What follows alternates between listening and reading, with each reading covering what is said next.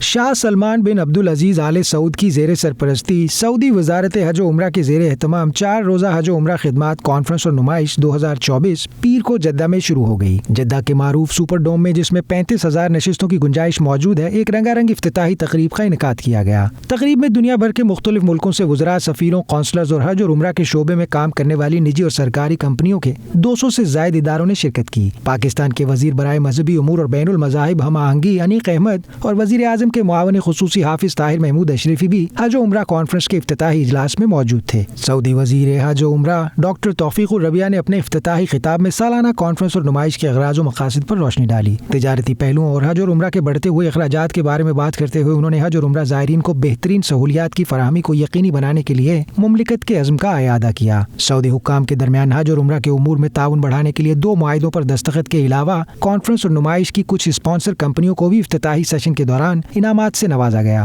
مختلف سیشنز کے ساتھ ساتھ 4 روزہ کانفرنس کے دوران مختلف موضوعات پر سیمینارز، ورک شاپس اور پینل مباحثوں کا انعقاد بھی کیا جائے گا، جس میں دنیا بھر کے میڈیا اداروں کے درمیان مؤثر تعاون اور شراکت داری کے ذریعے سالانہ حج کے مناسک کو بھرپور انداز میں پیش کرنے میں میڈیا کا کردار بھی شامل ہے۔ حج اور عمرہ سروسز کانفرنس اور نمائش ایک سالانہ تقریب ہے جو ممتاز مفکرین، اختراع کاروں، محققین اور کاروباری افراد کو متحد کرتی ہے۔ یہ تقریب عرب اور اسلامی کمیونٹیز کے ساتھ علاقائی اور بین الاقوامی بات چیت کو فروغ دینے کے لیے ایک اہم پلیٹ فارم ہے۔ سعودی مملکت کے ویژن 2030 کے مطابق یہ ایونٹ حج اور عمرہ کے ماحولیاتی نظام کو تبدیل کرنے پر بہت زور دیتا ہے۔ اس تقریب کا مرکزی حصہ حاجیوں کے لیے خدمات کو بڑھانے اور فروغ دینے کے لیے ایک مضبوط عزم ہے، جس کا مقصد انہیں غیر معمولی اور بامعنی تجربات فراہم کرنا ہے۔ حج و عمرہ خدمات کانفرنس اور نمائش کے بنیادی مقاصد علم کی افزودگی اور مستقبل کے رجحانات کی توقعات کے لیے فکر مند رہنما اور تبدیلی سازوں کو راغب کرنا ہے۔ مقامی اور بین الاقوامی شراکت داری، معاہدوں اور اقدامات کے لیے مواقع تیار کرنا بھی اس کانفرنس کے بنیادی مقاصد میں شامل ہے۔